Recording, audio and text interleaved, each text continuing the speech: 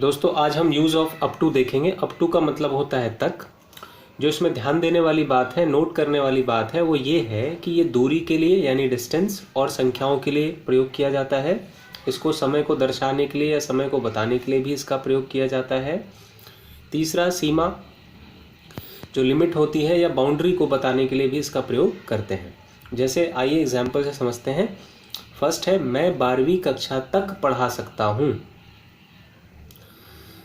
तो up to का मतलब क्या होता है? तक। तो आप लिखेंगे मैं पढ़ा सकता हूँ यानी कैन आएगा, तो आप लिखोगे सब्जेक्ट है इसमें मैं, तो आप लिखोगे आई। सकता हूँ के लिए कैन, पढ़ा सकता हूँ टीच, तक के लिए आप लिखेंगे अप टू 12वीं कक्षा 12th क्लास। नेक्स्ट है, मैं दिल्ली तक गया।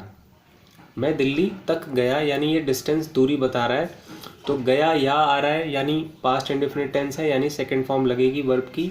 तो इसमें सब्जेक्ट मैं है तो आप लिखोगे आई। गया की सेकंड फॉर्म होती है गो, वेंट, तो आप लिखोगे वेंट। तक के लिए अप टू और दिल्ली। नेक्स्ट है, वह 6 किलोमीटर तक दौड़ा। ठीक है, यानी ये डिस्टेंस बता रहा है, दूरी बता रहा है।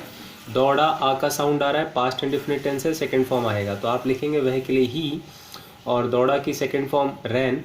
तक के लिए up to 6 kilometre 6 kilometre. Next है, यह तुम पर निर्भर करता है।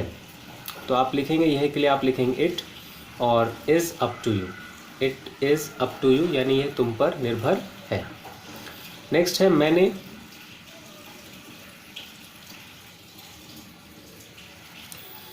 मैंने 10 बजे तक टीवी देखा, यानी यहाँ पे समय को बता रहा है, वो समय के लिए यूज़ कर रहा है। तो आप लिखेंगे मैंने 10 बजे तक टीवी देखा, समय की बात हो रही है। तो यहाँ पर तक के लिए हम मैंने आई, देखा आ का साउंड है, पास्ट इंडेफिनिट टेंस है, तो आप लिखेंगे आई वॉच्ड टीवी। तक के लिए अप टू 10 बजे 10 PM। नेक्स्ट है, रवि 1995 तक दिल्ली में था। तो ये समय की बात हो रही है। तो रवि, था के लिए वॉज, में के लिए इन, दिल्ली, तक के लिए अप टू और 1995। तो आशा है दोस्तों ये अप टू का जो लेसन है ये आपको समझ में आया होगा। Okay friends, bye.